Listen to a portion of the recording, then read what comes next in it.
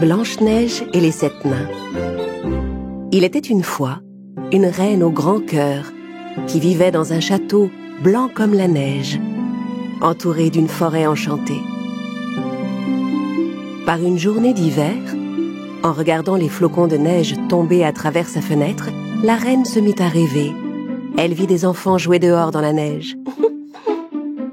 Elle ouvrit la fenêtre pour mieux les voir. Mais un coup de vent emporta aussitôt le mouchoir qu'elle tenait à la main. Le mouchoir alla se poser sur la tête du bonhomme de neige que les enfants venaient de faire. Les enfants saluèrent la reine pour la remercier. « J'aimerais tant avoir une fille, moi aussi, à la peau aussi blanche que la neige, aux lèvres rouges comme des cerises et avec un grand cœur. » Les mois passèrent et le souhait de la bonne reine finit par se réaliser. Après une longue attente, elle mit au monde la plus jolie petite fille qu'on ait jamais vue. Le roi et la reine décidèrent de l'appeler Blanche-Neige. Mais leur bonheur ne dura pas bien longtemps. Alors que Blanche-Neige était encore une petite fille, la reine mourut et s'en alla rejoindre les étoiles. Au bout de quelques années, le père de Blanche-Neige se remaria avec une femme nommée Grimhilde. Subjugué par la beauté de la nouvelle reine, le roi ne se rendait pas compte qu'elle était arrogante et pleine d'orgueil. « Miroir, miroir, mon bon ami, dis-moi qui est la plus belle du pays. » Vous, ma reine, vous êtes sans conteste la plus belle de tout le royaume. Bien sûr, il ne peut y avoir de femme plus belle que moi. Blanche-Neige grandit et devint une ravissante jeune fille. Son père, le roi, dut partir pour un long voyage avec ses gardes. Il fit ses au revoir à sa fille. Ne pleure pas, Blanche-Neige. Je reviendrai vite.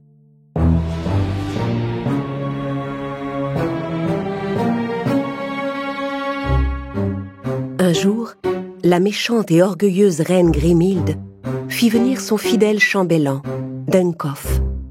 « Duncoff, découvre mon miroir magique !»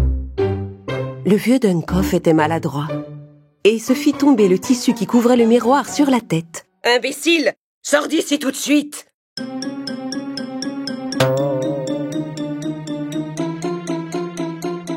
La reine s'admira dans son miroir et demanda « Miroir, miroir, mon bon ami, qui est la plus belle du pays ?» Et le miroir magique lui répondit « Malheureusement, ma reine, vous n'êtes plus la plus belle du pays, car Blanche-Neige est devenue plus belle que vous. » Grimhilde était furieuse. « Non, impossible, je n'accepte pas qu'une autre soit plus belle que moi !» Tout le château sembla trembler sous l'effet de sa colère. La méchante reine n'avait qu'une idée, détruire la beauté de Blanche-Neige. Elle fit venir le plus habile chasseur du royaume et lui ordonna d'emmener Blanche-Neige dans la forêt enchantée et de la tuer. « Et tu me rapporteras son cœur. » Blanche-Neige faisait confiance au chasseur et l'accompagna sans difficulté dans les bois. En chemin, elle vit un oiseau blessé sur le sol. Blanche-Neige ramassa le pauvre oiseau pour soigner son aile blessée.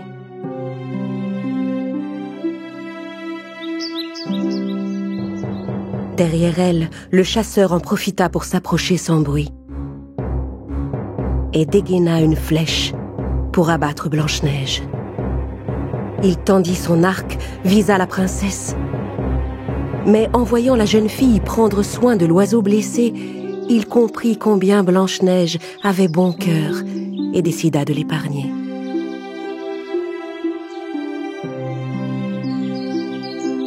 Elle m'a ordonné de vous tuer, mais je ne peux me résoudre à ôter la vie d'une personne aussi bonne. Quoi? Qui voudrait m'ôter la vie? La reine Grimhilde. Vous devez fuir et aller vous cacher. Pour ne pas éveiller les soupçons de la reine, le chasseur abattit un sanglier sauvage et rapporta au château le cœur de l'animal afin de faire croire à Grimhilde que la princesse était morte. Terrifiée, la jeune fille s'enfuit dans la sombre forêt. Elle courut dans la nuit, entre les branches qui lui barraient la route et les chauves-souris qui volaient, jusqu'à ce qu'elle fût épuisée. À bout de force, elle se laissa tomber contre un arbre et s'endormit dans le froid et l'obscurité de la forêt enchantée. Quand le chasseur rentra au château, il alla directement trouver la reine. « J'ai obéi à vos ordres, Majesté. » La reine Grimhilde prit la boîte et examina le cœur. Pensant que Blanche-Neige était morte, elle fit résonner son rire maléfique dans tout le château. Le lendemain, au lever du soleil, Blanche-Neige se réveilla au cœur de la forêt. En ouvrant les yeux, elle découvrit une adorable petite maison, au milieu d'un joli jardin entouré d'une petite barrière. Elle observa les petites fenêtres et vit une clochette suspendue devant une petite porte en bois. Elle sonna la cloche, mais personne ne répondit. Et quand elle voulut frapper à la porte, celle-ci s'ouvrit aussitôt. À l'intérieur de la maison, tout était si petit qu'elle avait l'impression d'entrer dans une cabane d'enfants. Des petits bols, des petits couverts, des petites tasses. Elle trouva même un petit bol de soupe. Elle avait tellement faim qu'elle le mangea entièrement. Puis elle s'allongea sur un des petits lits et s'endormit. Non loin de là, les propriétaires de la maison finissaient leur travail dans la mine et s'apprêtaient à rentrer.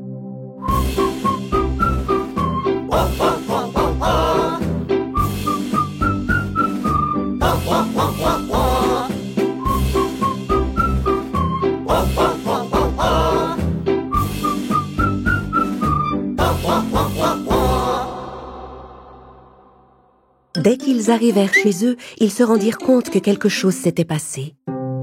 Ils marchèrent doucement et se mirent à chuchoter. Chut! Oh, quelqu'un a mangé de mon pain! Quelqu'un a mangé tout mon bol de soupe! Et quelqu'un est en train de dormir dans mon lit en ce moment. Oh! Quelle ravissante jeune fille! Oh non! Attention! Je l'ai! Faut pas que ça se casse! Oh, attendez, je vais l'attraper! Laissez-moi faire! À moi! Oui! Oh! Oh, oh, chut! Elle est réveillée! Elle s'est cachée sous la couverture! N'ayez pas peur, jeune fille. Nous sommes les 7 nains. Je suis prof.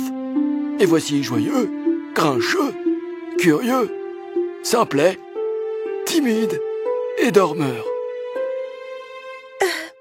Eh bien, moi, je m'appelle Blanche-Neige. Je vous demande pardon d'avoir dérangé votre maison. Blanche-Neige leur raconta tout ce qui lui était arrivé. Et les nains furent désolés d'entendre son récit. Ils lui proposèrent de rester avec eux, dans leur petite maison. Mais à une condition.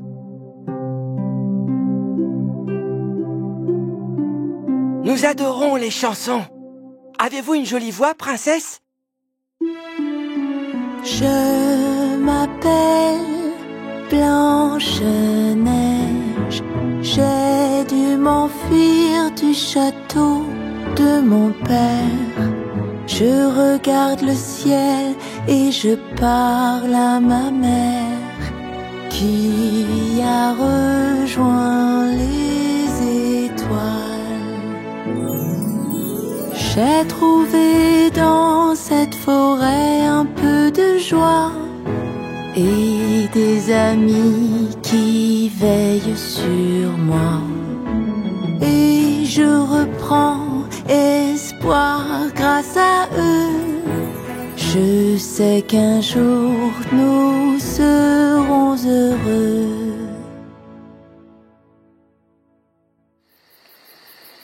Très loin de là, dans un autre pays, vivait un jeune et beau prince du nom de Charles. Il adorait s'asseoir dehors la nuit et contempler les étoiles, qui lui faisaient penser aux personnes qu'il aimait. Un soir, il aperçut le visage de Blanche-Neige dans le ciel étoilé et décida de partir à sa recherche. Une fée lui expliqua qu'elle était en danger et lui offrit un collier magique. Aussitôt, le prince Charles enfourcha son fidèle cheval et partit en galopant à la recherche du beau visage qu'il avait vu dans le ciel. Pendant ce temps, au château, la méchante Grimhilde alla à nouveau trouver son miroir magique.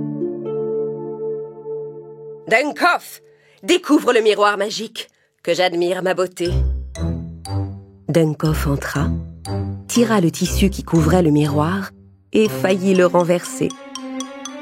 Il était tellement maladroit. Il était toujours au bord de faire les pires bêtises. La reine était exaspérée par sa maladresse. Quand Dunkoff fut sorti, la reine Grimhilde demanda à son miroir de lui redire combien elle était belle. « Miroir, miroir, mon bon ami, qui est la plus belle du pays ?» « Désolé, ma reine, mais Blanche-Neige qui vit avec les 7 nains est la plus belle du pays. » Ah! Non! Comment est-ce possible? Je croyais que Blanche-Neige était morte. La reine réfléchit toute la nuit, cherchant un moyen de se débarrasser de Blanche-Neige pour de bon. Elle pensa que le meilleur moyen était de se déguiser et elle se transforma en un adorable petit lapin. Le lendemain matin, les nains allèrent travailler. L'un après l'autre, ils embrassèrent Blanche-Neige et partirent pour la mine. Mais ils la mirent en garde avant de la laisser seule à la maison. « Surtout, princesse, n'ouvrez pas la porte à un inconnu, c'est trop dangereux. » La forêt semblait paisible et Blanche-Neige commença à arroser les fleurs du jardin. La jeune fille vit passer un petit lapin qui marchait en boitant et qui semblait blessé. Elle le prit dans ses bras et le ramena dans la maison.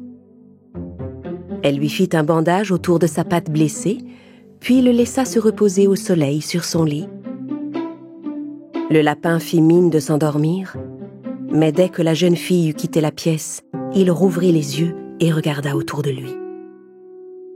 Puis il se mit à faire quelques bonds et reprit soudain la forme de la méchante reine Grimhilde.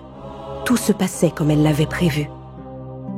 Elle versa des gouttes de poison sur l'oreiller, en espérant que Blanche-Neige viendrait s'endormir dessus et mourrait en le respirant.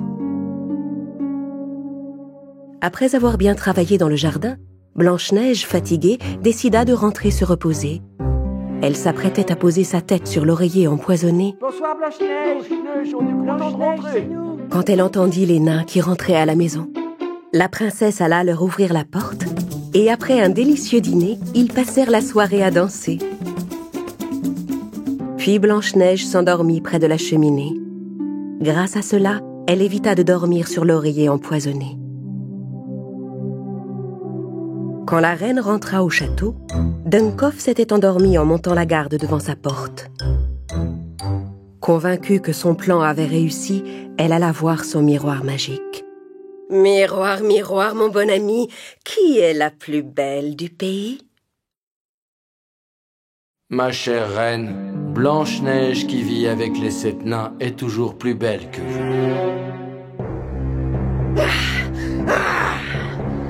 Non! Non! Je veux être la plus belle de tout le pays! Je dois me débarrasser de Blanche-Neige! Quelques jours plus tard, tandis que les nains travaillaient à la mine, Blanche-Neige recousait pour eux quelques vêtements abîmés. Soudain, elle entendit frapper à la porte. On frappa 3 fois. Blanche-Neige regarda par le judas pour voir qui c'était et vit une vieille femme qui portait un panier de pommes.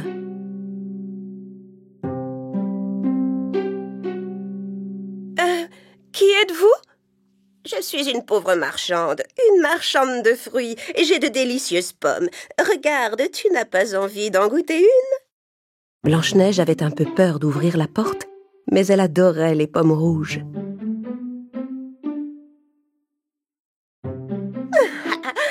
Tiens, voilà pour toi. Régale-toi, ma ravissante enfant, je te l'offre. Blanche-Neige prit la pomme que lui offrait la vieille femme et mordit dedans. Mais la pomme était empoisonnée. La jeune fille s'effondra sur le sol avant d'avoir pu appeler à l'aide.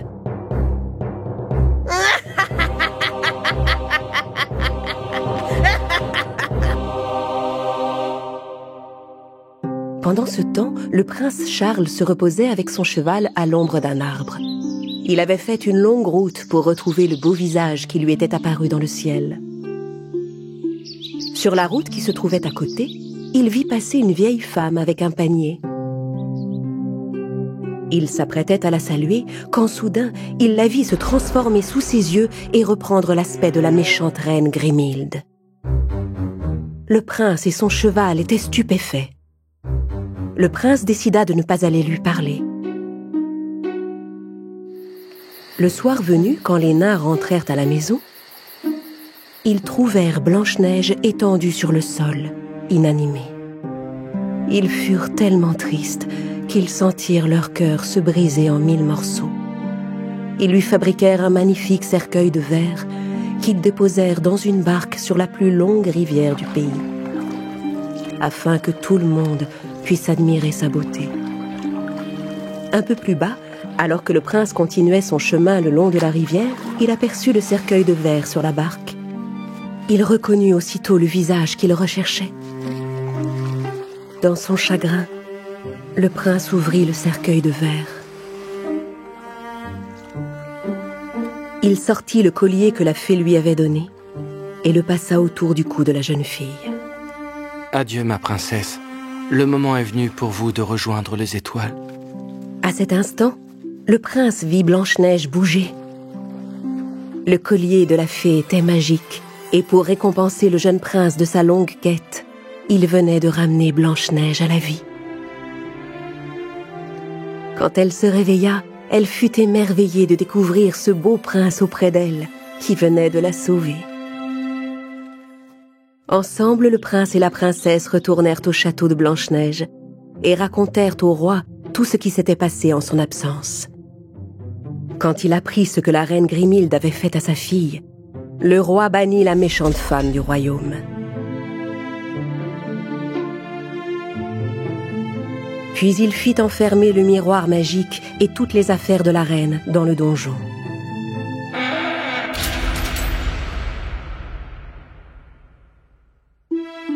Au bout de quelque temps, Blanche-Neige et le prince, qui étaient tombés amoureux, décidèrent de se marier. Ils firent une superbe fête au château où tous les nains furent invités et vécurent heureux pour toujours. Oh, bravo! Vive les mariés! Bravo, bravo! Vive les mariés! Ils sont super beaux! Vive les mariés! Bravo, bravo! C'est vrai qu'elle est très jolie. Blanche-Neige et le miroir magique. Il était une fois un magnifique pays où le ciel était bleu et les prés verdoyants. Là, dans leur beau château, Blanche-Neige et le prince Charles coulaient des jours heureux. Mais non loin de chez eux, la méchante reine Grimhilde vivait dans une grotte sombre au milieu des montagnes. Avec son fidèle serviteur Dunkoff, elle avait été chassée du château pour avoir tenté de tuer Blanche-Neige. Mais Grimhilde avait déjà échafaudé un nouveau plan. Dunkoff, cette fois, je te jure que personne ne pourra m'arrêter. Je vais me venger de cette maudite Blanche-Neige. Ça, j'en suis certain, votre majesté. Allons, chambellan. Dis-moi, à ton avis, qui est la plus belle du pays? Eh bien, c'est vous, ma reine. Vous êtes la plus belle de tout le pays. À part, Pauvre imbécile! Non! C'est moi qui dois être la plus belle du pays! Je dois me refaire un miroir magique, et pour ça, je dois trouver la forêt noire enchantée. Le premier miroir magique de Grimhilde était enfermé dans le donjon du château. Alors Grimhilde décida de se fabriquer un nouveau miroir magique. Pour cela, elle devait rassembler plusieurs éléments. D'abord, elle alla cueillir des feuilles d'ortie, puis des bourgeons de fleurs magiques, et enfin une pierre noire des marais. Son grimoire lui indiquait de plonger le tout dans un chaudron et de faire bouillir pendant 20 minutes. Enfin, de cette noire mixture bouillonnante, sortit un nouveau miroir magique plus puissant que le précédent. Noir miroir, réveille-toi et montre-moi la forêt où habitent les amis de Blanche-Neige, les 7 nains. Dunncoff n'en revenait pas. Le nouveau miroir magique se tenait devant lui, dans un cadre hérissé d'épines violettes, et faisait flotter autour de lui une nuée de pierres noires. Et dans le miroir apparaissait la forêt des nains, mais elle était devenue sombre et effrayante. Grimhilde fouilla dans le miroir. « Miroir, mon noir miroir, qui remplace l'ancien, transforme cette forêt et capture les nains !» Pendant ce temps, les 7 nains qui avaient fini leur journée de travail sortirent un à un de leur mine. D'abord Prof, puis Timide, Grincheux, Simplet, Curieux, Joyeux et Dormeur. Oufou! Quelle longue journée de travail! Allons nous reposer. J'ai bien besoin de faire un petit somme. Ça suffit. Viens. On n'a pas le temps. Il faut qu'on rentre à la maison avant la nuit. Les nains se mirent en route pour rentrer chez eux en file indienne.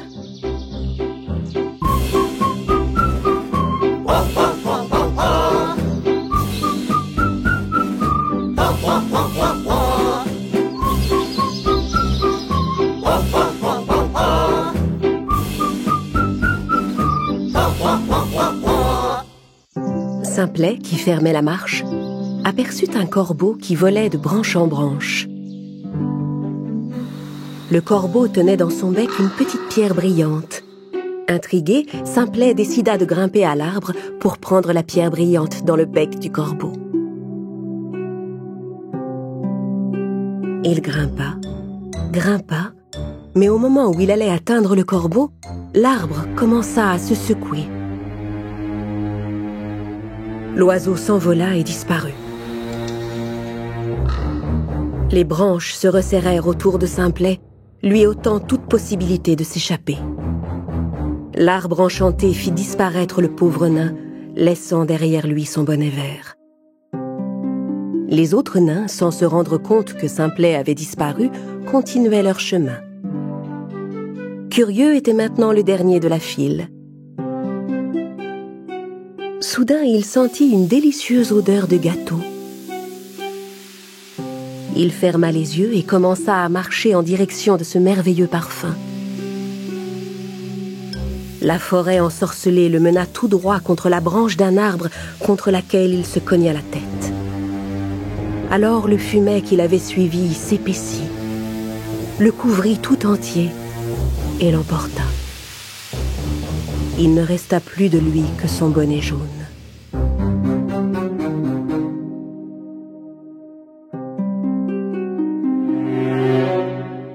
Les nains qui restaient arrivèrent enfin devant leur petite maison.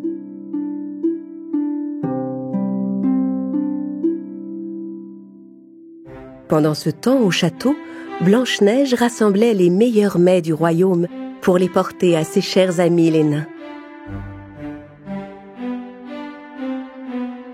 Mon très cher, je vais dans la forêt pour rendre visite à mes amis les 7 nains. Sois prudente, cette vilaine Grimhilde peut être n'importe où. Je t'aime tant, ma chérie. Blanche-Neige se mit en route et entra dans la forêt. C'est alors qu'un bel oiseau coloré vint se poser sur son épaule. Il essayait de lui dire quelque chose. L'oiseau s'envola devant elle, essayant d'inciter Blanche-Neige à le suivre. « Je vois, tu me demandes de te suivre. Très bien, je viens avec toi. » Tandis que Blanche-Neige suivait l'oiseau, elle trouva le bonnet vert qui pendait au bout d'une branche. « Mais c'est le bonnet de Simplet. Il lui est sûrement arrivé quelque chose. » La princesse continua à suivre l'oiseau. Elle trouva alors le bonnet jaune qui traînait par terre dans les herbes. « Mais c'est le bonnet de Curieux. » La princesse et l'oiseau se dépêchèrent d'arriver à la maison des 7 nains. Quand elle entra, les nains étaient là, désespérés. Ah, Blanche-Neige, je suis content que tu sois là. Curieux et Simplet ont disparu. Aide-nous, je t'en prie. Il faut qu'on les retrouve. C'est sûrement un mauvais tour de Grimhilde. Partons à leur recherche. Timide et moi, on va rester ici à la maison, au cas où ils rentreraient. Blanche-Neige, Prof, Joyeux et Grincheux se mirent en route. Loin de là, devant la grotte de la reine au milieu des montagnes, Grimhilde et son serviteur Dunkoff avaient enfermé Curieux et Simplet dans une cage.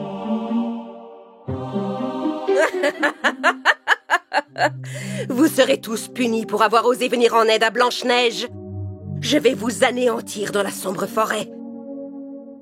Grimhilde rentra dans sa grotte pour consulter son miroir maléfique. Miroir, noir miroir, trouve Blanche-Neige et ses amis. Change le ciel ensoleillé en une tempête déchaînée. Blanche-Neige et les nains suivaient l'oiseau coloré sur le chemin. Quand soudain, un violent orage se leva. Mais ils continuèrent à avancer malgré tout, afin de retrouver leurs amis. Ils marchèrent toute la nuit jusqu'aux montagnes. L'oiseau coloré continuait de les guider pour sauver les pauvres nains.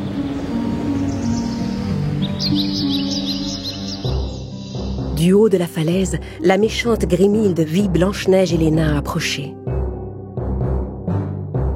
Elle savait que la tempête les avait épuisés. J'étais sûre qu'ils viendraient. Dunkoff, est-ce que tout est prêt? Oui, ma belle reine, tout est prêt.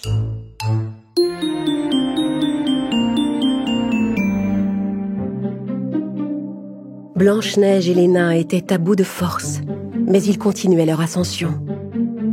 Quand ils arrivèrent en haut, ils virent l'entrée de la grotte et la cage où se trouvaient Curieux et Simplet, suspendus au-dessus de la falaise. « N'ayez pas peur, nous allons vous sauver !»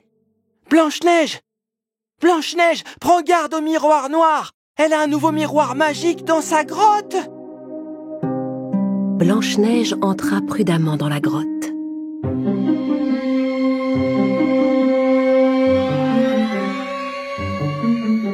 Dehors, Dunkoff montait la garde près de la cage. À l'abri des regards, les nains échafaudèrent un plan pour sauver leurs amis. Grincheux se faufila derrière Dunkoff, sauta sur son dos et lui enfila un sac sur la tête. Joyeux fit descendre la cage. Celle-ci descendit si vite qu'elle frappa la tête de Dunkoff et l'assomma. Malheureusement, la porte de la cage était verrouillée. Dunkoff garde la clé autour du cou. Vite, prenez-la! Ouvrez la cage! Joyeux prit la clé du cadenas et ouvrit la cage. Simplet et Curieux étaient libres. Mais à l'intérieur de la grotte, Blanche-Neige faisait face à la méchante reine Grimhilde. Grimhilde, vous ne pouvez pas être belle en faisant le mal. Si vous voulez vraiment être belle, vous devez changer d'attitude. Et cesser de blesser les gens. La vraie beauté vient du cœur. Mais la vilaine Grimhilde n'écoutait pas. Elle utilisa un sort pour rendre ses yeux rouges et changer ses doigts en des lames acérées. Heureusement, les nains s'approchaient discrètement pour secourir Blanche-Neige. Grimhilde s'avança vers Blanche-Neige, la forçant à reculer vers le miroir maléfique. « Entre dans le miroir noir, Blanche-Neige, et tu disparaîtras pour toujours dans la sombre forêt ensorcelée. »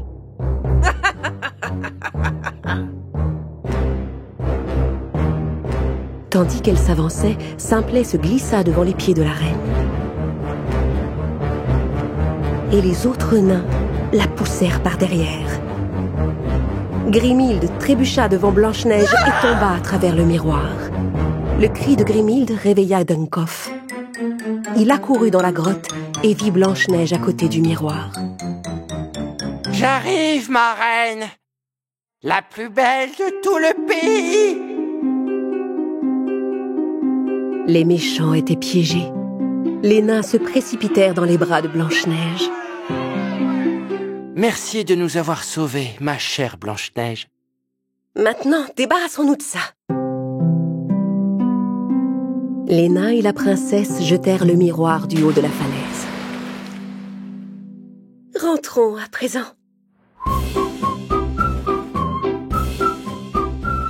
Simplet et Curieux étaient enfin rentrés, heureux d'être chez eux.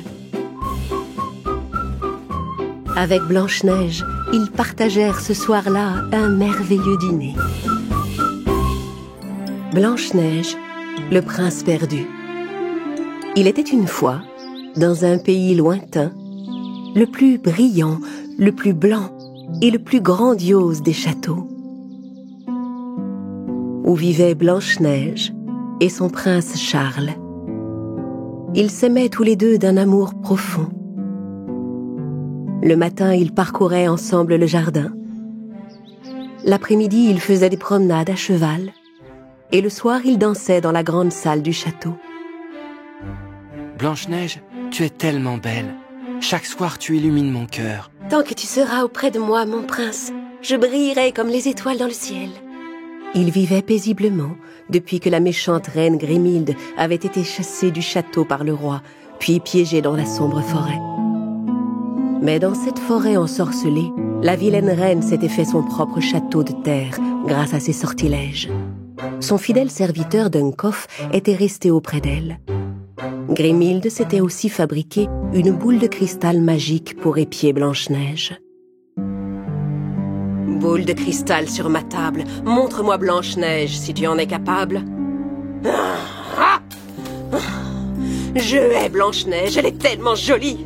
Je vais détruire ton cher prince pour que le chagrin envahisse ton cœur et fane ta beauté. Personne ne doit être plus belle que moi. Vous êtes plus belle que n'importe qui au monde, ma reine. Vous êtes même plus belle que moi. Sors d'ici, Duncoff. Je ne veux plus voir ta face hideuse. La méchante reine regarda dans la boule de cristal et vit le prince quitter le château. Grimhilde ferma les yeux et imagina un nouveau plan. Elle appela son miroir magique qui était tombé au fond de la mer. Miroir, mon noir miroir, miroir magique et noir, mets-toi sur le chemin du prince et tends-lui ton piège sans te faire voir. Le miroir magique disparut du fond des eaux et réapparut au pied d'un arbre, juste sur le chemin du prince. Puis il devint invisible et attendit le prince pour le piéger.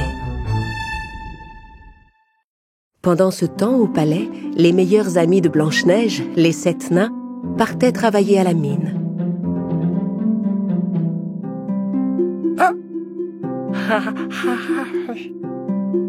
Chaque matin, Blanche-Neige les embrassait pour leur dire au revoir.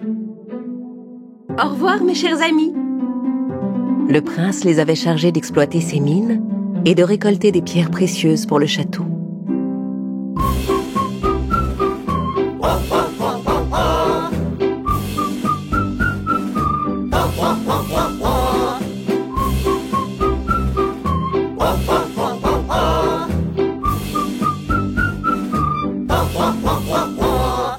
Oh, regardez!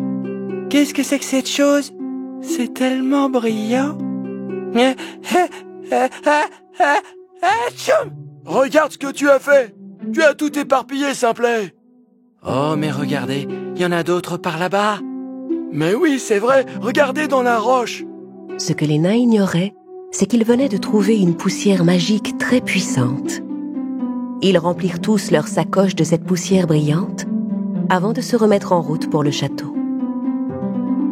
Et un petit peu de poudre pour toi, et un petit peu de poudre pour moi. Et voilà, tout le monde rentre chez soi. À l'autre bout du royaume, Charles parcourait les chemins sur son fidèle cheval blanc. Il en profitait pour cueillir de magnifiques roses rouges pour Blanche-Neige, son épouse. Soudain, il aperçut une superbe rose au pied d'un arbre et décida de s'approcher pour aller la cueillir. Au galop, mon grand! Wow, wow, là! Arrêtons-nous! Le prince ne voyait pas le miroir noir magique qui se trouvait devant lui. Il avança sa main pour cueillir la fleur et sa main disparut. Il s'avança un peu plus et disparut complètement dans le miroir invisible.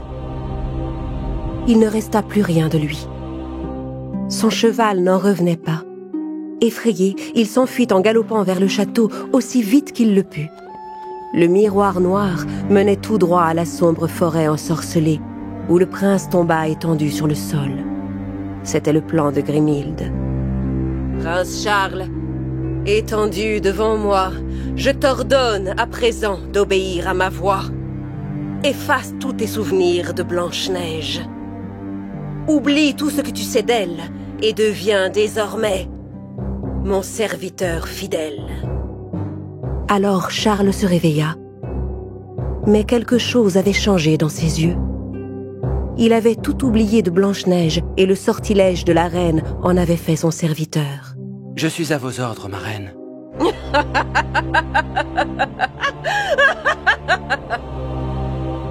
Pendant ce temps, le fidèle cheval du prince rentrait à toute allure vers le château. En voyant le cheval arriver sans le prince, Blanche-Neige comprit que quelque chose s'était passé. « Oh, tu es seule? Il est arrivé quelque chose à Charles ?» Oh non! Blanche-Neige eut une idée. Elle se précipita vers la pièce la plus isolée, la plus sombre du château où le premier miroir magique de la reine Grimhilde avait été enfermé.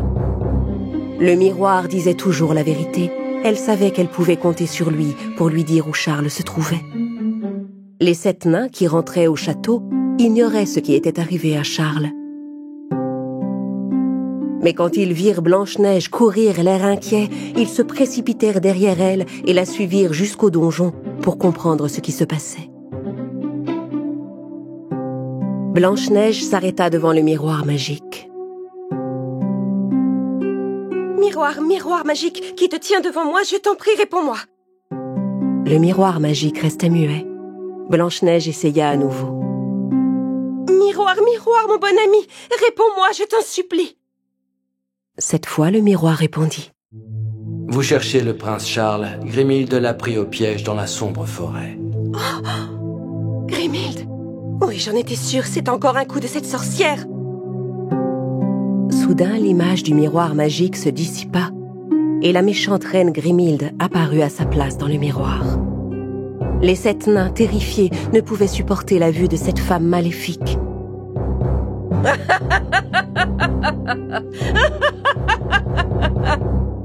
Si tu veux retrouver ton cher prince, entre dans le miroir pour le rejoindre. Blanche-Neige aimait Charles. Elle s'avança vers le miroir. Elle enfonça d'abord sa main, puis fut attirée tout entière à l'intérieur. Blanche-Neige, ne fais pas ça! Attends, princesse! On l'a perdu, reviens! C'est un piège! C'était trop tard. Blanche-Neige arriva à son tour dans la sombre forêt. Des éclairs déchiraient le ciel, des arbres brûlaient dans la nuit, et d'effrayantes créatures erraient tout autour. Les 7 nains étaient désemparés. Par loyauté envers leur amie Blanche-Neige, ils décidèrent de la suivre. Tandis que Blanche-Neige et les 7 nains traversaient la sombre forêt, de petites lucioles arrivèrent tout à coup pour éclairer leur chemin. Grâce à leur lumière, les amis évitèrent de peu de tomber tout droit dans le lac vers lequel ils se dirigeaient sans le savoir. La princesse et les nains traversèrent le lac prudemment en sautant de pierre en pierre. Mais soudain, une pieuvre géante avec ses 8 longs tentacules surgit hors de l'eau pour les attaquer.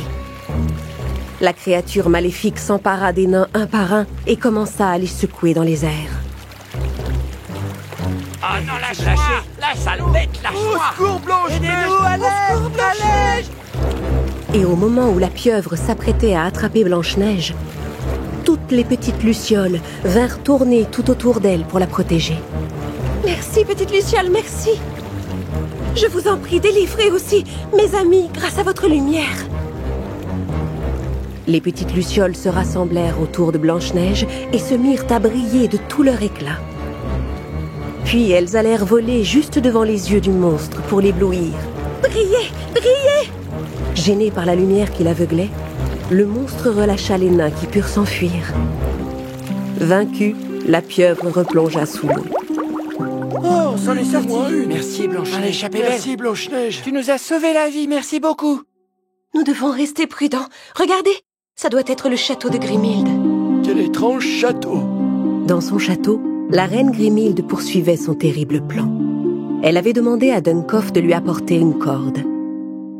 En la lui apportant, le maladroit Duncoff trébucha et s'emmêla dans la corde. D'un geste, Grimhilde jeta un sort à la corde qui relâcha aussitôt Duncoff. Puis la reine ordonna à Charles de capturer Blanche-Neige avec la corde magique. Blanche-Neige et les 7 nains étaient arrivés dans la cour du château. Charles se tenait devant eux, immobile, les mains et les jambes ligotées. Blanche-Neige se précipita pour délivrer le prince, mais c'était un piège. À peine eut-elle effleuré la corde magique que celle-ci vint s'enrouler autour de ses poignets.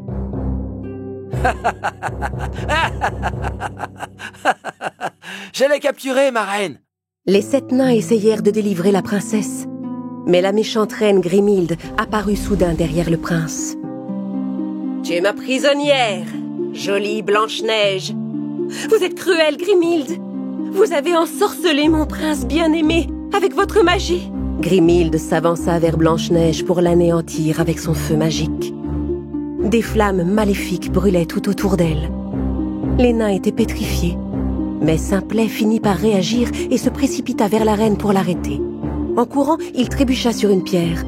Dans sa chute, il perdit sa petite sacoche qui vola dans les airs, laissant échapper la poussière magique de la mine. La poussière retomba sur les poignets de la princesse et la corde se détacha. « Je suis libre !»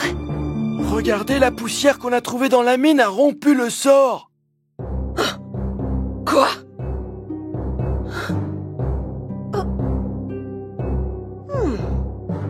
En voyant ce qui venait de se passer, Blanche-Neige se rappela que le collier qu'elle portait était fait de poussière d'étoiles. Elle ouvrit le pendentif et souffla la poussière d'étoiles vers Charles. Aussitôt, le prince fut délivré de son sortilège et redevint lui-même. « La corde! Duncoff, donne-moi la corde magique !» Mais Charles fut le plus rapide. Il attrapa la corde et la jeta sur Duncoff. La corde magique s'enroula autour de Duncoff et le ligota. Tous ensemble, les nains s'approchèrent de la méchante reine et soufflèrent sur elle la poussière magique qu'ils avaient récoltée. La poudre éteint instantanément les flammes maléfiques et Grimhilde se changea en statue de pierre. Puis la poussière magique fut emportée par le vent, qui la répandit dans toute la sombre forêt, lui rendant enfin sa beauté et sa paix. Les fleurs se remirent à pousser et les arbres retrouvèrent leur feuillage. Grimhilde n'était plus qu'une statue, elle ne pouvait désormais plus faire de mal à personne. On est soulagés. Ah, bien fait pour eux. L'envie au prince. L'amour et l'amitié reprirent toute leur place. Blanche-Neige, le prince et les 7 nains retournèrent dans leur château et retrouvèrent ensemble une vie paisible et heureuse. J'ai trouvé dans cette forêt un peu de joie et des amis qui veillent sur moi. Et je reprends espoir grâce à eux. Blanche-Neige et le chasseur. Il était une fois un beau château où Blanche-Neige et son prince Charles menaient une vie heureuse.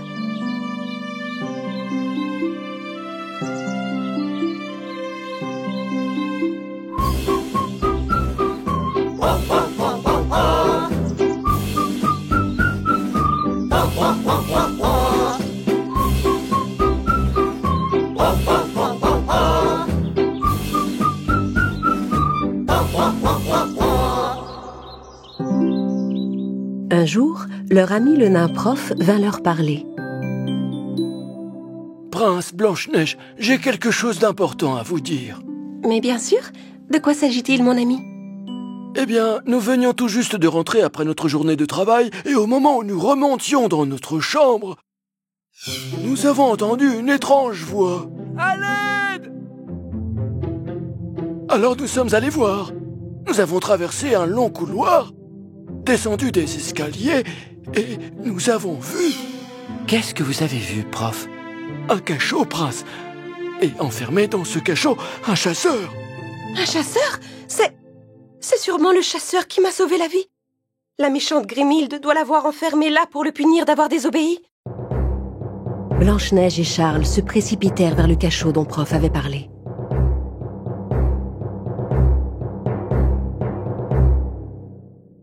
Et ils libérèrent le chasseur.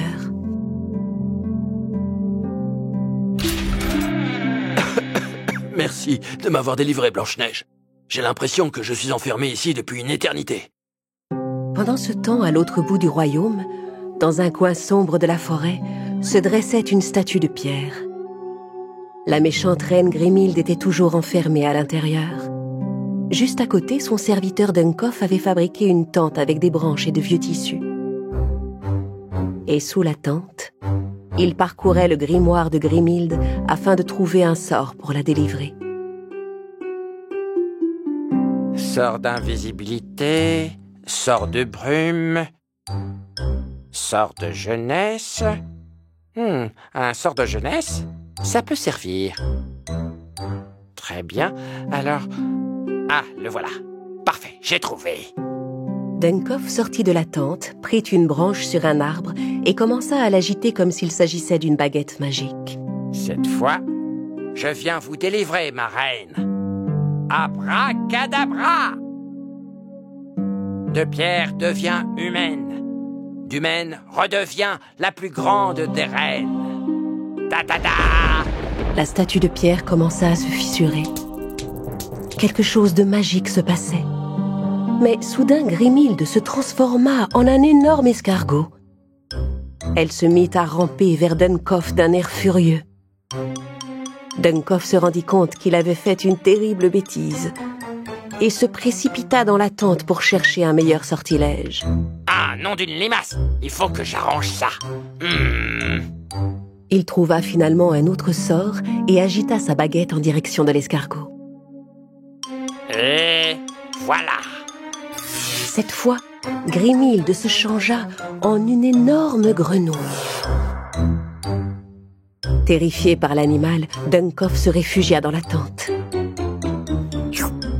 Filons d'ici! Sa baguette toujours à la main, il continua de réfléchir à haute voix.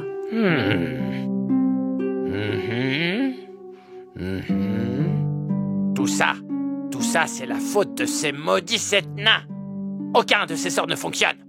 Ni ce hocus pocus, ni le fameux abracadabra, rien. Par la barbe des sept nains, ces sorts ne servent à rien. Rocobloco! En maugréant, Dunkoff finit sans le savoir par prononcer les mots d'un autre sortilège. Et à cet instant, les nains qui se trouvaient dans le jardin du château se changèrent tous en pierre. Blanche-Neige, Charles et le chasseur furent saisis d'effroi. Oh non! Mes amis, que se passe-t-il? Qu'est-ce qui vous est arrivé, mes chers amis? Répondez, je vous en prie. On dirait qu'on leur a jeté un sort. Blanche-Neige courut dans la pièce où était rangé le miroir magique de Grimhilde pour l'interroger. Miroir, miroir, mon bon ami, les sept nains, dis-moi ce qu'ils ont, je t'en prie. Vos amis, ma chère princesse, Dunkoff leur a jeté un sort de très loin, alors qu'il essayait de délivrer Grimhilde de sa malédiction. Oh, comment peut-on annuler ce sort et libérer mes amis de ce sortilège? Écoute bien, Blanche-Neige. Pour annuler ce sortilège, il existe un autre sort écrit sur une page déchirée du grimoire et caché dans la forêt. Blanche-Neige fit venir le chasseur dans la salle du trône. Elle lui parla de la page du livre de magie et demanda au chasseur s'il acceptait d'aller secourir les nains. Je serais ravi de vous aider, vous et les nains. Je ferai tout mon possible pour les sauver. Le chasseur se prépara et se mit en route. Sa mission était de retrouver la page déchirée où était écrit le sort qui pouvait délivrer les nains. Au même moment, de son côté, Dunkoff remarqua qu'une page manquait dans le grimoire. Tiens, mais le sort qu'il me faut est peut-être sur cette page déchirée qui manque. Où est-elle? Il se mit à chercher la page perdue un peu partout. Sous cette pierre? Non. Dans ce trou? Mais la page magique n'y était pas.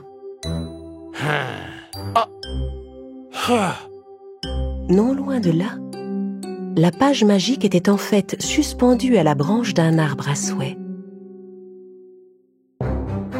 Dans leurs recherches, Dunkoff et le chasseur se retrouvèrent tout à coup nez à nez.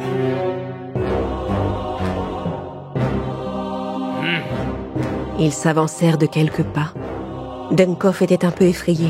C'est alors qu'ils remarquèrent le rouleau de papier accroché dans l'arbre à souhait. Ils étaient tous les deux à la même distance de l'arbre. Ils devaient faire vite pour l'atteindre.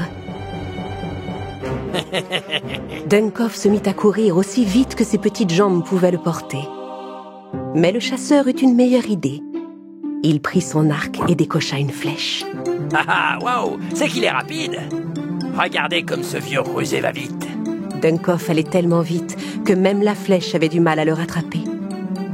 Mais il ne pensait pas à regarder le chemin et ne vit pas la pierre qui se trouvait devant ses pieds. La flèche fila devant lui et décrocha la page de l'arbre. J'aurais dû utiliser ce sortilège de jeunesse. Dunkoff avait encore échoué et le chasseur récupéra bien vite la page magique et la rapporta au château. Blanche-Neige prit le précieux papier et alla trouver les nains. « Écoutez-moi, statue de pierre, que par ces quelques mots, enfin je vous libère, que ce sortilège brise l'ancien et vous change à nouveau en nain. » Les nains de pierre commencèrent peu à peu à se craqueler. Et un à un, les nains retrouvèrent leur aspect. D'abord Prof,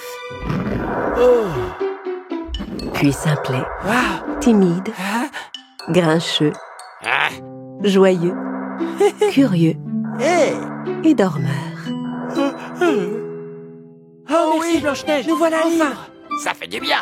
Oh oui, ça fait du bien d'être libre. Merci de nous avoir délivrés, ma princesse. Oui, et merci à vous, cher chasseur.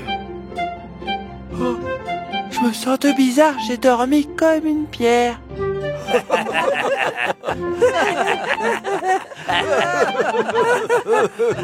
Blanche-Neige et les 7 nains étaient tellement heureux que le mauvais sort soit brisé. Tous ensemble, ils reprirent une vie paisible. Je m'appelle Blanche-Neige. J'ai dû m'enfuir du château de mon père.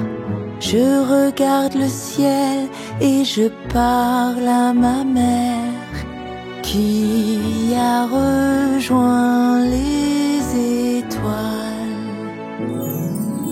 J'ai trouvé dans cette forêt un peu de joie et des amis qui veillent sur moi. Et je reprends espoir grâce à eux. Je sais qu'un jour nous serons heureux. Blanche-Neige et le peigne empoisonné. Il était une fois, dans un pays lointain, un grand château où Blanche-Neige, le prince Antoine et les 7 nains vivaient tous ensemble. Un jour, le prince Antoine et Blanche-Neige décidèrent de sortir faire une promenade à cheval dans la forêt. Mais cachés derrière un arbre, quelqu'un les observait. C'était une petite fille naine aux cheveux argentés et pleine de taches de rousseur. Effrayée par les gardes du palais et tous leurs grands chevaux, elle n'osait pas sortir de sa cachette. Quelques jours plus tard, dans la grotte de Grémilde, Dunkoff essayait toujours de redonner forme humaine à sa reine. Pipidi, popidi, bou.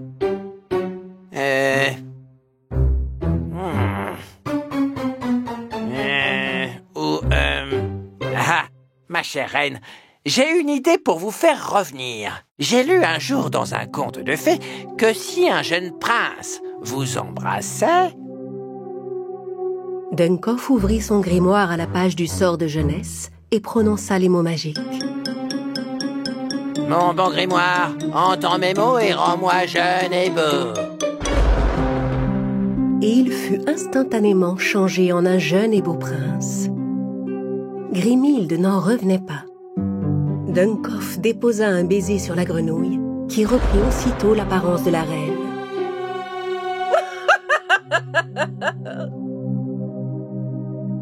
Eh bien, bien joué. Qui aurait cru que tu serais assez malin pour avoir cette idée? Et maintenant, redeviens vieux et laid, Dunkoff. Quoi? Mais ma reine, je suis bien mieux comme ça. Mais d'un geste de la main, Non! elle redonna à Dunkoff sa véritable apparence. À cet instant, Grimhilde remarqua des traces de pas sur le sol de la grotte. Chut, tais-toi, Dunkoff. Ne bouge surtout pas, il y a quelqu'un d'autre ici. Grimhilde suivit les pas, qui menaient jusque derrière une grande bibliothèque. Et derrière cette bibliothèque se cachait une jeune naine avec des taches de rousseur et des boucles argentées. Toi! Mais qui es-tu, petite? Et que fais-tu dans cette grotte? Allons, réponds! La ravissante petite jeune fille sortit de sa cachette. Je suis désolée, j'avais trop froid et je ne savais pas où dormir. Je cherchais la maison des 7 nains, mais je me suis perdue dans la forêt. Je m'appelle Frimousse. Frimousse, je peux t'aider? Les 7 nains vivent maintenant dans le château de Blanche-Neige. Ils ont quitté leur modeste maison de la forêt depuis longtemps. Ils sont dans un château? Oui, je les ai rencontrés. Ils sont devenus tellement arrogants. Ils ne se soucient sûrement pas que tu erres seul dans cette dangereuse forêt. Regarde dans ma boule de cristal.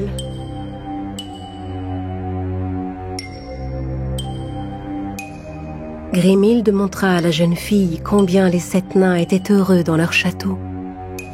Et Frimousse se sentit seule et abandonnée. Je vais te confier un petit secret, Frimousse. Il faut que tu fasses quelque chose de gentil pour Blanche-Neige. Et de cette manière, ils seront tous tes amis. Tiens, prends ce peigne avec toi. Si tu coiffes avec les cheveux de la princesse, tu seras aussi aimé qu'elle. Et ils t'inviteront même à vivre avec eux dans leur château. Mais Grimhilde ne lui dit pas qu'elle allait empoisonner le peigne et qu'elle lui jetterait un sort, de sorte que dès qu'il toucherait les cheveux de Blanche-Neige, la belle princesse deviendrait aussitôt vieille et laide. Frimousse rangea le peigne dans son sac, puis elle prit le chemin que la méchante reine lui avait indiqué pour rejoindre le château. Tandis que Frimousse traversait la forêt, un bel oiseau coloré vint voler au-dessus d'elle. Et il laissa tomber une de ses plumes dans la main de Frimousse. La fillette mit la plume dans ses cheveux. La plume devait être magique, car les cheveux argentés de Frimousse prirent aussitôt une belle couleur dorée. La jeune fille était ravie.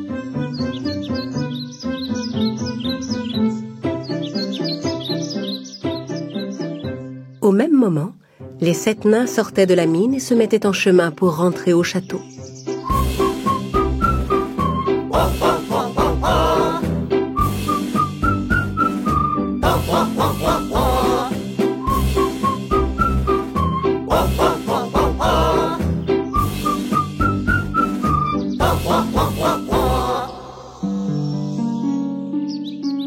C'est alors qu'ils aperçurent Frimousse avec ses beaux cheveux dorés. Oh, il y a quelqu'un là-bas. Oh, c'est quelqu'un qui nous ressemble. Mais en tellement plus joli. Les nains s'approchèrent de Frimousse pour se présenter. timide devint tout rouge dès qu'il serra la main de la jeune fille. Ça te dirait de venir voir notre château? Ah oui, avec plaisir. Pendant ce temps, Grimhilde surveillait toute la scène dans sa boule de cristal et se réjouissait de voir que tout se déroulait selon ses plans.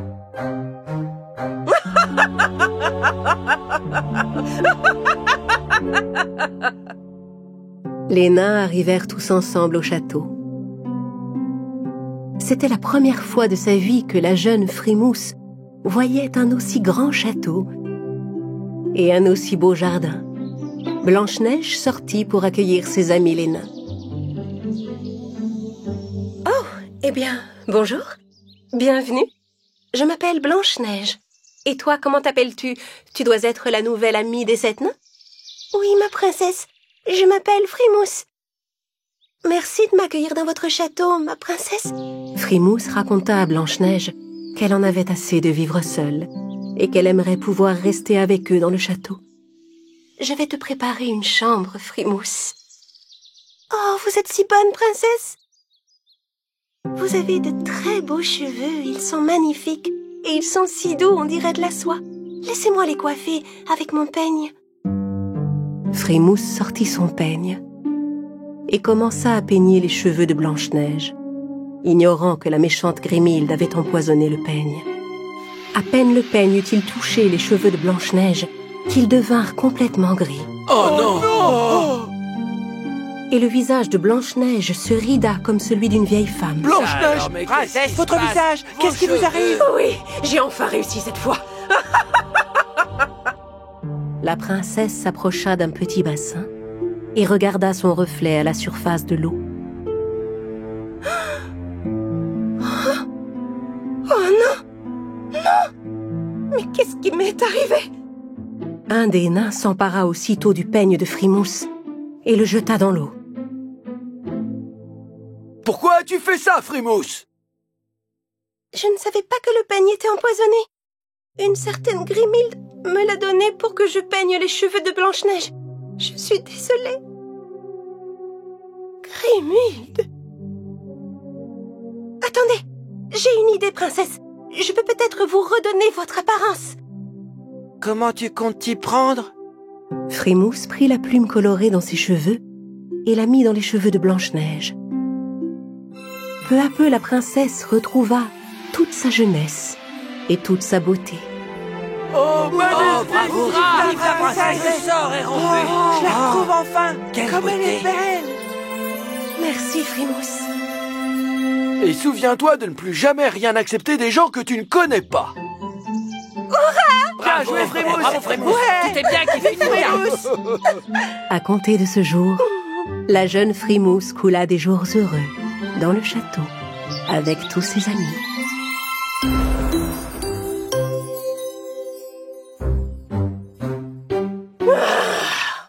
Elle a encore survécu. Je ne gagne jamais. Je déteste Blanche-Neige. Blanche-Neige, les nains somnambules. Il était une fois, dans un pays lointain, Blanche-Neige et son prince qui vivaient avec les 7 nains dans un magnifique château. Un jour, la jolie Blanche-Neige sortit se promener dans le jardin du château.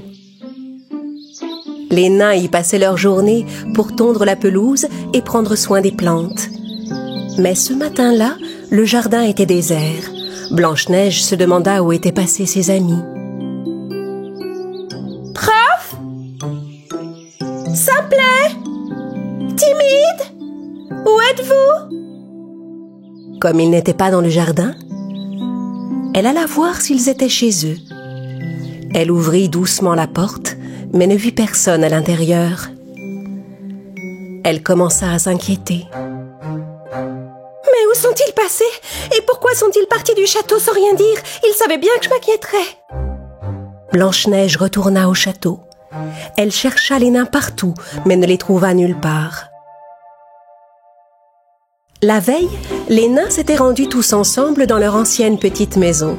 Il n'avait pas prévenu Blanche-Neige parce qu'il comptait lui rapporter une magnifique fleur et lui faire la surprise. Ils s'occupèrent de leur jardin et cueillirent la plus jolie fleur qui y poussait. Puis ils se remirent en route pour le château. De l'autre côté du bois, ils arrivèrent au bord de la rivière. Ils montèrent tous dans le bateau qu'ils avaient laissé là et traversèrent sans encombre. Mais dès qu'ils mirent pied à terre sur l'autre rive, ils virent un vieil homme venir vers eux. Ce n'était autre que Duncoff, le vilain assistant de la méchante reine Grimhilde. Il se tenait devant eux, une bouteille d'eau à la main. Oh non, regardez qui est là, mes amis. C'est ce vilain Duncoff. Bonjour, mes chers petits nains. Comment allez-vous? Très bien. Mais ôte-toi de notre chemin, Duncoff. Oui. Regarde, nous sommes 7 et tu es tout seul. Tu ne peux pas nous battre. Allons, allons, calmez-vous. Je ne veux vous faire aucun mal. Je voulais juste vous offrir un peu d'eau. Voilà tout. Vous devez avoir soif. Merci, c'est inutile. On n'a pas besoin d'eau. Mais, attends, Grincheux, tu réponds peut-être un peu vite, tu ne crois pas? Regarde, Timide et Dormeur ont l'air assoiffés. Mais cet individu... Merci, Duncoff, c'est bien aimable. Je crois qu'un peu d'eau nous fera le plus grand bien. Duncoff remit la bouteille qu'il tenait à Prof, et les nains burent de l'eau chacun leur tour. En les voyant faire, Duncoff éclata de rire. Il rit si fort qu'il en tomba à la renverse. À tel point que les nains finirent par se demander s'ils n'allaient pas mourir de rire.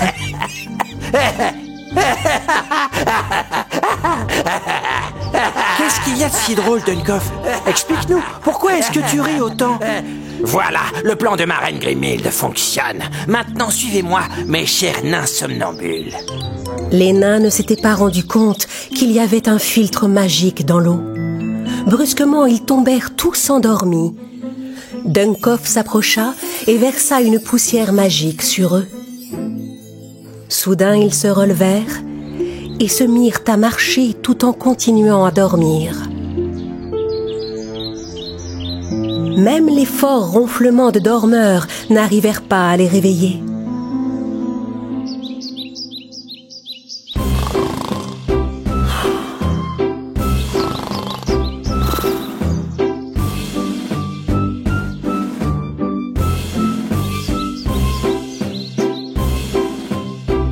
Très bien. Venez par ici, c'est ça, mes chers petits. Suivez-moi gentiment, petit nain Dormeur et dodu.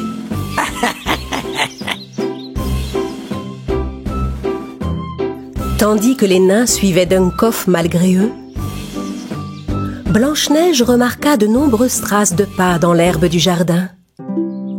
Ces traces, ce sont les empreintes des 7 nains. Si je suis cette piste jusqu'au bout, je finirai sûrement par les retrouver. Alors Blanche-Neige se mit en route, sous le regard attentif de la méchante reine Grimhilde, qui espionnait la princesse à travers sa boule de cristal.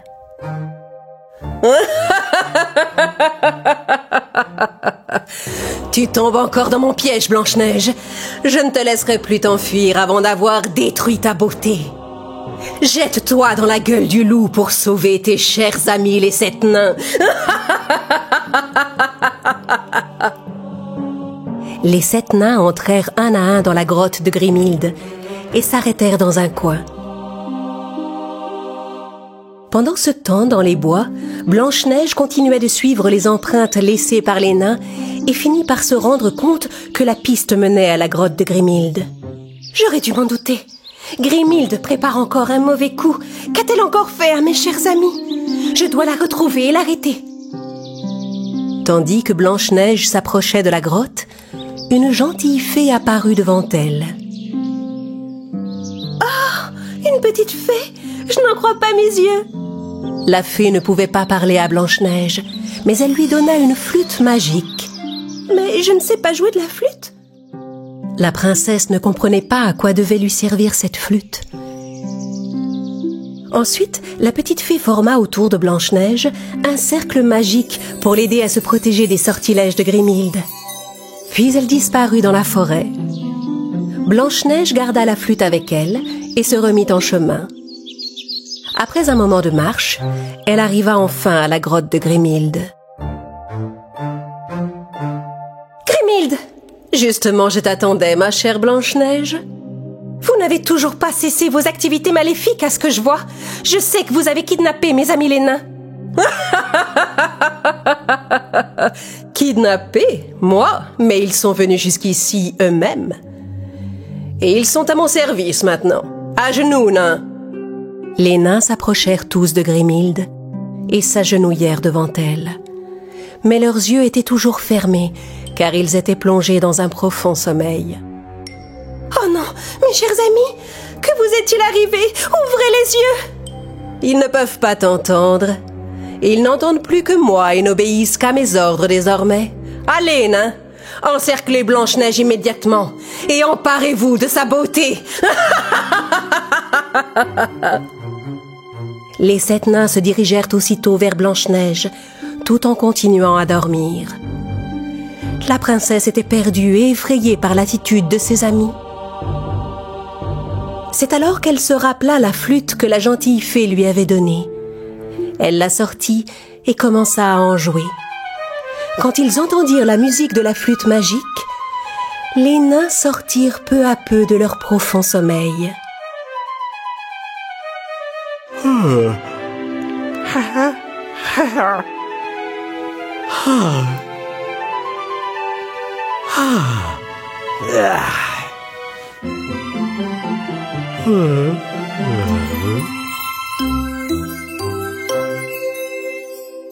Ma princesse! Que s'est-il passé? Mais où sommes-nous? Regardez, regardez! Nous sommes chez la méchante reine Grimhilde! Éloignez-vous de nous! Blanche-Neige continuait de jouer de la flûte. Ne pouvant supporter la mélodie enchantée, Grimhilde et Dunkoff coururent se réfugier tout au fond de la grotte. Blanche-Neige ne comprenait pas ce qui les faisait fuir, mais elle était ravie que le tour ait fonctionné. Ouais, bravo Blanche-Neige, bravo! Ils devraient se tenir tranquilles un moment. Rentrons! Blanche-Neige et les 7 nains fuirent la terrible grotte et retournèrent ensemble au château. Les 7 nains étaient tellement contents de retrouver enfin leur château.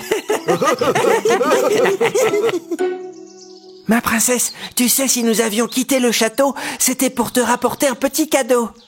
Cette fleur spéciale ne pousse que dans le jardin de notre maison, et on voulait la rapporter pour toi.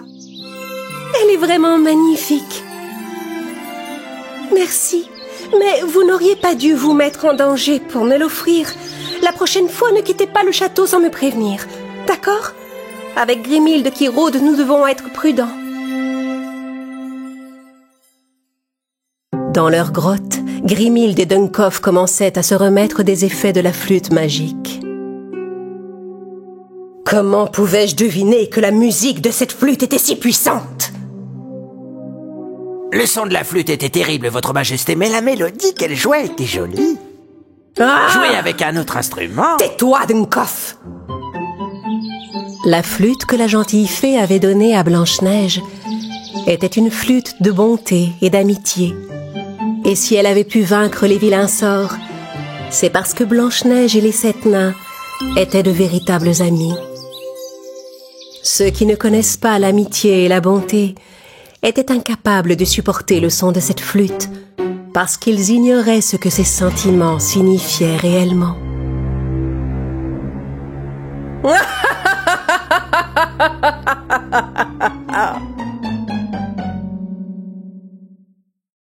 Blanche-Neige et la nymphe des bois. Il était une fois une méchante reine nommée Grimhilde qui vivait dans une grotte tout en haut d'une montagne. Grimhilde ne désirait qu'une chose, être la plus belle du monde. Mais la princesse Blanche-Neige, qui vivait dans le plus beau château du pays, était bien plus belle qu'elle. Dunkoff! Mais qu'est-ce que tu manges? Quoi ça, ma reine?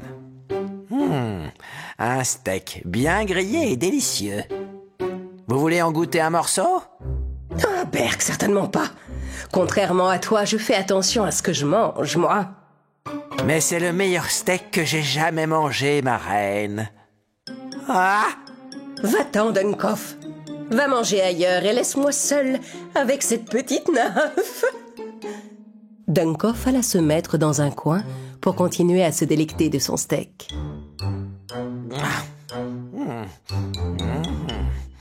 Petite nymphe des bois, dis-moi, que se passera-t-il si tu ne t'envoles pas dans le ciel ce soir? La petite nymphe voltait en tous sens dans sa cage, effrayée. La pleine lune ne pourra pas briller dans le ciel, n'est-ce pas? Et qu'adviendra-t-il alors si la nuit n'est plus éclairée d'aucune lumière? Les ténèbres.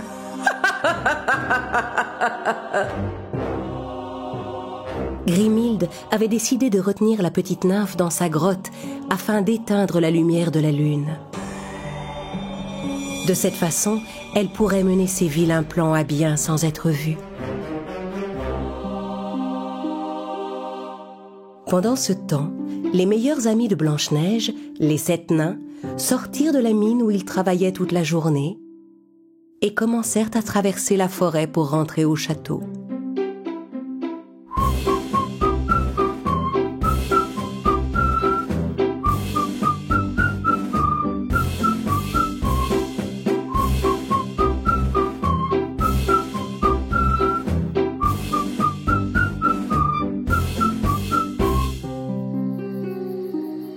Dis donc, prof, il fait toujours aussi sombre quand on rentre au château? Tu veux dire que ce serait déjà l'heure d'aller au lit, curieux? Le ciel était si sombre que les nains parvenaient à peine à se voir les uns les autres. Prof se rendit compte qu'on ne voyait plus ni la lune, ni aucune étoile dans le ciel. Regardez, c'est bizarre, vous voyez? La pleine lune ne brille pas du tout ce soir. Cela explique pourquoi le ciel est aussi sombre, mes amis. La pleine lune est éteinte, pourquoi ce n'est pas normal? Hein? En effet, je crains qu'une nymphe des bois n'ait de gros ennuis en ce moment, mes amis. Quand il leur arrive quelque chose, la pleine lune cesse de briller. Nous devons au plus vite rentrer au château. Venez! Les nains allumèrent leurs lanternes pour éclairer le chemin du retour. Au château, Blanche-Neige et son prince guettaient leur retour depuis leur balcon. Je trouve la nuit étrangement sombre ce soir. Et les 7 nains ne sont toujours pas rentrés. J'espère qu'ils ne sont pas perdus dans le noir. Soudain, le prince aperçut des lumières entre les arbres. Regarde ces lumières là-bas. Ce sont peut-être les 7 nains. Mais oui, tu as raison, c'est sûrement eux. Blanche-Neige sortit dans le jardin et courut à leur rencontre. Mes chers amis, il fait tellement sombre. Comment êtes-vous rentrés? Nous travaillons dans une mine, ma princesse. On est toute la journée sous la terre. On est habitué à utiliser nos lanternes. Pour nous, c'est pas un problème, mais on a une mauvaise nouvelle, Blanche-Neige.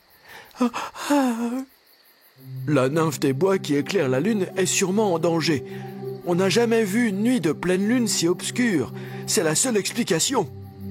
C'est peut-être la nymphe qui m'a aidée l'autre jour dans la forêt. Elle a sûrement besoin d'aide. Je dois absolument la retrouver. Blanche-Neige se rendit aussitôt dans la pièce la plus ancienne et la plus sombre du château, où était conservé l'ancien miroir magique de Grimhilde, qui disait toujours la vérité. « Miroir, miroir, qui te tient devant moi, dis-moi ce qui arrive à la nymphe des bois. » Le miroir magique lui montra alors la nymphe enfermée dans une cage. « Je le savais, cet endroit sinistre où se trouve cette cage, c'est la grotte de Grimhilde. » Blanche-Neige monta sur son cheval et, pleine de courage, partit au galop pour secourir la nymphe sans se préoccuper du danger.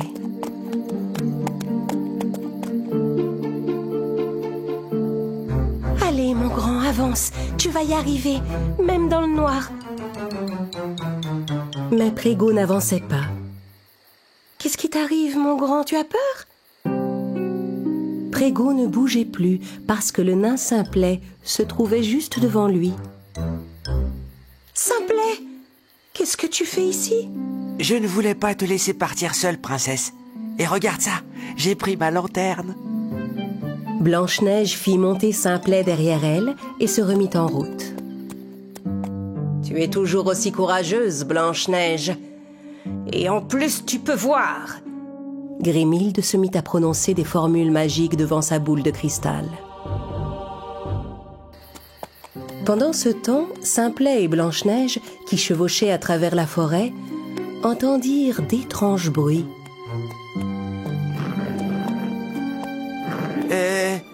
Qu'est-ce que c'était ce bruit, ma princesse? Les bruits qu'ils entendaient étaient produits par des pousses de lierre contrôlées par la magie de Grimhilde.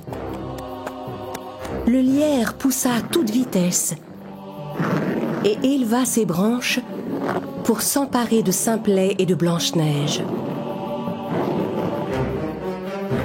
Heureusement, Prégo réagit rapidement et recula d'un coup pour leur échapper. Lâche-moi! Non, Qu'est-ce que c'est que non, ce le lierre lierre nous géant? tient. À l'aide! Au secours, à l'aide! Prégo fixa les branches de lierre d'un regard perçant. Il gratta le sol de son sabot à plusieurs reprises, puis s'élança vers le lierre de toutes ses forces. Il le piétina si fort qu'il réussit à écraser les branches et à les couper de leur pouvoir magique. Toutes les tiges se rétractèrent et rentrèrent dans le sol. Blanche-Neige et Simplet étaient enfin libérés de leur terrible piège. Merci, Prégo, tu as été fantastique et très courageux. En route, Simplet, maintenant, allons sauver la nymphe. Dans sa grotte, Grimhilde se tenait devant son miroir noir avec Dunkoff. Blanche-Neige ne pourra jamais se défaire de ce lierre, Dunkoff. Elle est perdue. Demain, nous serons débarrassés d'elle et je serai à nouveau la plus belle du royaume. Assurément, ma reine. Vos lianes magiques doivent déjà l'avoir fait disparaître. Mais pendant ce temps, Blanche-Neige et Simplet avaient déjà atteint le repère de Grimhilde. Ils entrèrent dans la grotte sans faire de bruit et aperçurent une cage posée dans un coin. Simplet, reste ici et surtout ne fais aucun bruit, d'accord? À petits pas silencieux, Blanche-Neige s'approcha de la cage sans que Grimhilde et Dunkoff la voient. Elle souleva le tissu qui couvrait la cage et ouvrit la porte. La nymphe sortit de la cage et vint discrètement se poser sur l'épaule de Blanche-Neige. La princesse recula doucement pour rejoindre Simplet. Mais alors qu'ils s'apprêtaient à sortir ensemble de la grotte, Simplet trébucha sur une pierre et tomba par terre, rompant le silence qui régnait à cet instant dans les lieux. Qu'est-ce que c'est que ce bruit? Hein? Quel bruit? Oh non, ils nous ont entendus. Cours, Simplet, cours! Grimhilde vit Blanche-Neige et Simplet qui s'enfuyaient en courant. Blanche-Neige? Mais comment a-t-elle pu se libérer du lierre? Puis elle se rendit compte que la cage était vide. Oh non! Et ils ont emmené la nymphe avec eux. Cours, Dunkoff! Rattrape-les! Même en courant aussi vite qu'il le put, Dunkoff ne parvint pas à les rattraper. Blanche-Neige et Simplet montèrent sur le dos de Prégo et s'éloignèrent de la grotte en emmenant la nymphe avec eux. Non, non, non! Mais enfin, comment est-ce possible? Nous avons encore échoué une fois de plus. Comment vais-je redevenir la plus belle du royaume? Arrivée au milieu des bois, Blanche-Neige arrêta son cheval. Maintenant, tu es libre, nymphe des bois. Vole et rallume notre jolie pleine lune. La princesse souleva délicatement la nymphe pour la laisser s'envoler. Tandis que la nymphe s'élevait dans le ciel, les étoiles se rallumèrent une à une. Et enfin, la pleine lune recommença à briller au milieu de la nuit.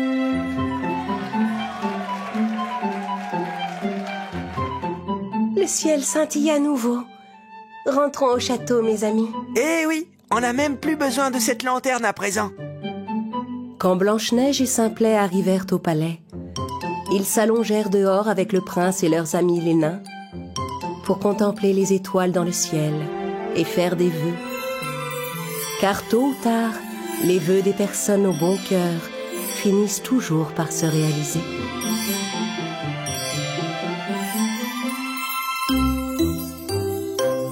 Blanche-Neige et la couronne royale. Il était une fois une très belle jeune femme nommée Blanche-Neige qui vivait dans un pays lointain. Un jour, Blanche-Neige alla se promener dans les bois avec son fidèle cheval Prégo. Au bout d'un moment, comme Prégo était un peu fatigué, ils s'arrêtèrent pour se reposer sous un arbre. En s'asseyant, Blanche-Neige remarqua qu'il y avait de jolies fraises des bois juste à côté. Et elle se leva pour en cueillir.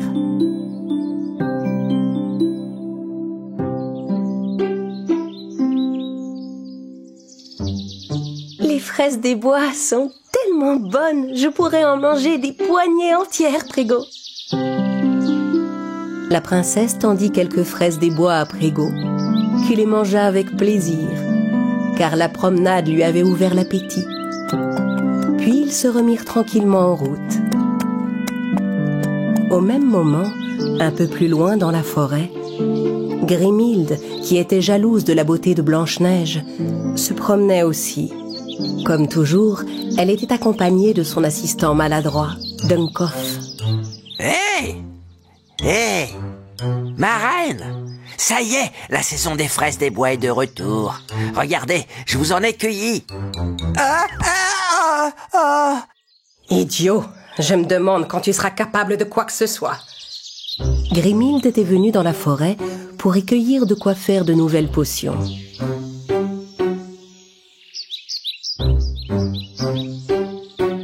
Et un peu de cette herbe, ce sera parfait. Tiens-moi ça. Ma reine, je n'arrête pas d'éternuer.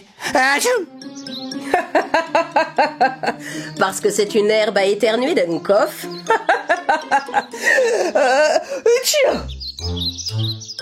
Grimhilde se protégea des effets de l'herbe à éternuer avec un petit geste magique, tandis que Dunkoff, lui, continuait d'éternuer.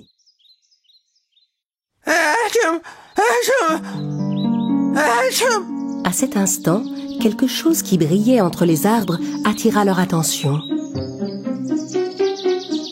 Tu as vu ça? Attends-moi ici. Je vais aller voir de plus près ce qui peut bien briller comme ça là-bas.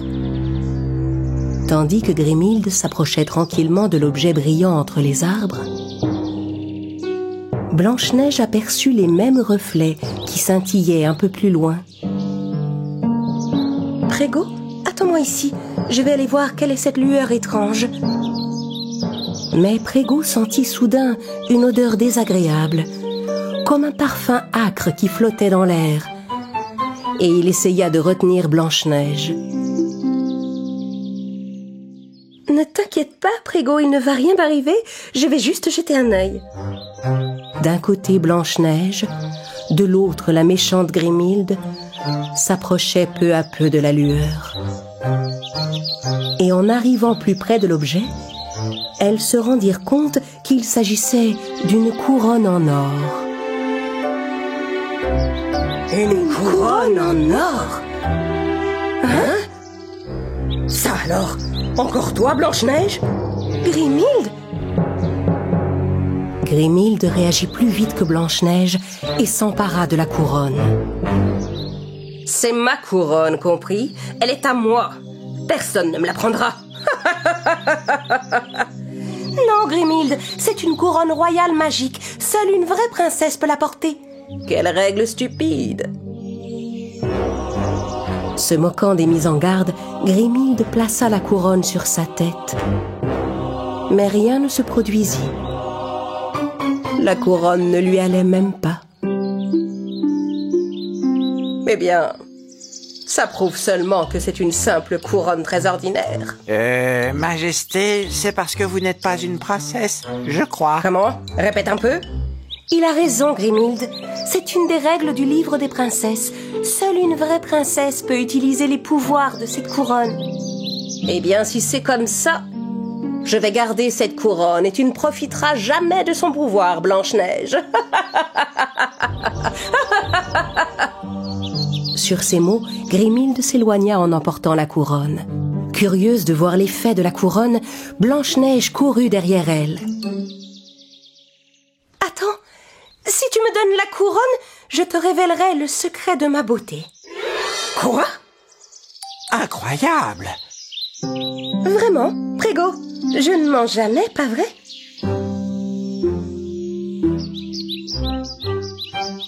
Grimhilde désirait plus que tout au monde connaître le secret de la beauté de Blanche-Neige.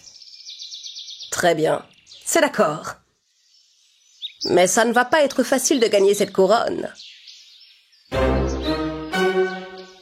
Avec le petit miroir magique qu'elle gardait dans sa poche, Grimhilde fit apparaître 3 boîtes identiques.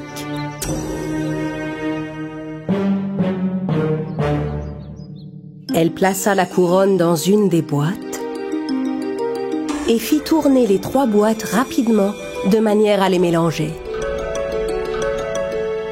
Je te laisse 3 chances, Blanche-Neige. Si tu n'arrives pas à trouver dans quelle boîte se trouve la couronne, alors tant pis pour toi, elle restera à moi pour toujours. Blanche-Neige observa attentivement les boîtes et choisit l'une d'entre elles. Mais ce n'était pas la bonne. Raté. La couronne était dans cette boîte. Il te reste encore 2 chances, princesse. Les boîtes furent à nouveau mélangées.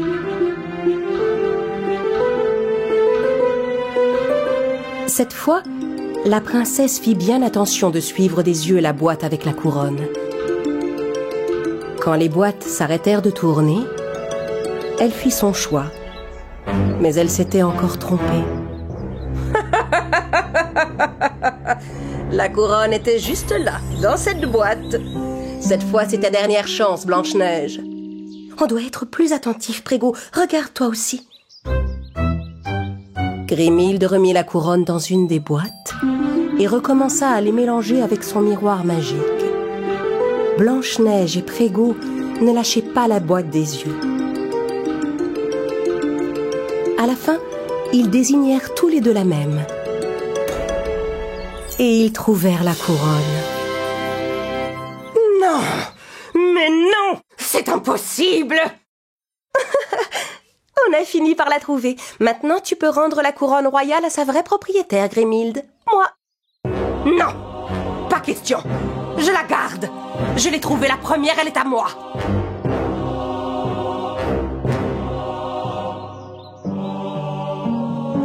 Grimhilde reprit la couronne et lança une branche d'herbe à éternuer vers Blanche-Neige. Mais Prégo bondit vers la plante pour protéger la princesse et l'attrapa dans sa bouche.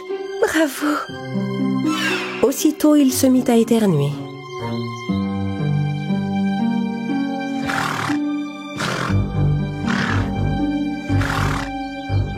Prégo, tu devrais manger des fraises des bois. Je pense que ça te ferait du bien. En regardant autour de lui, Prégo aperçut les fraises des bois que Dunkov tenait dans sa main. Il se précipita vers lui, renversa le vieil homme et mangea toutes les fraises. Achou! C'était ces fraises qui m'empêchaient d'éternuer. Achou! Tu dois tenir ta promesse, Grimhilde, sinon je ne te révélerai jamais le secret de ma beauté. Grimhilde désirait tellement apprendre tous les secrets de la beauté de Blanche-Neige qu'elle finit par accepter de lui remettre la couronne. Elle n'est même pas jolie, de toute façon. C'est une couronne banale. Je suis sûre qu'elle n'a aucun pouvoir. Tiens, prends-la si tu y tiens tant. Maintenant, je t'en supplie, Dis-moi, Blanche-Neige, dis-moi comment tu fais pour être si belle. Tu manges quoi? De la terre noire? Tu te fais des masques de plantes? Quel est ton secret? Hein? C'est quoi? Dis-le-moi. Blanche-Neige, regardant Grimhilde de toute sa beauté, révéla son plus important secret, comme elle l'avait promis. Ce n'est rien de ce que tu as mentionné. Le secret de ma beauté, c'est tout simplement d'avoir bon cœur, Grimhilde. Quoi? Avoir bon cœur? C'est absurde. Le vrai secret de la beauté, c'est d'avoir un cœur plein de bonté, un amour profond pour les gens, les animaux et la nature. Tu comprends? Crois-moi, je te dis la vérité. Sur ces dernières paroles, Blanche-Neige monta sur son cheval Prégo.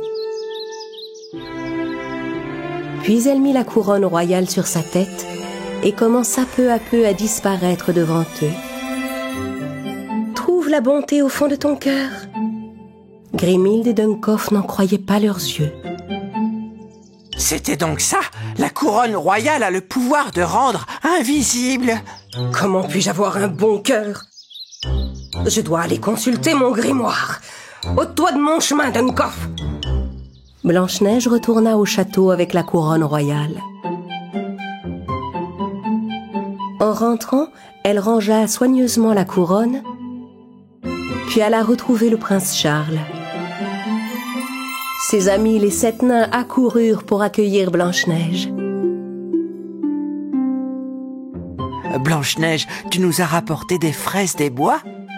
Oui, un gros sac rempli de fraises des bois vous attend dans le jardin. Oh, c'est vrai. Blanche-Neige, C'est vraiment très bon, les fraises. Je te remercie, Blanche-Neige. Magnifique, vraiment de penser à nous. Blanche-Neige. Allons manger, les amis. Trouve les bonnes fraises des bois. Ouais, je leur dis. On va se régaler. On va se régaler. Allons dans le jardin. Vive les fraises. Tu es tellement gentille et attentionnée, Blanche-Neige.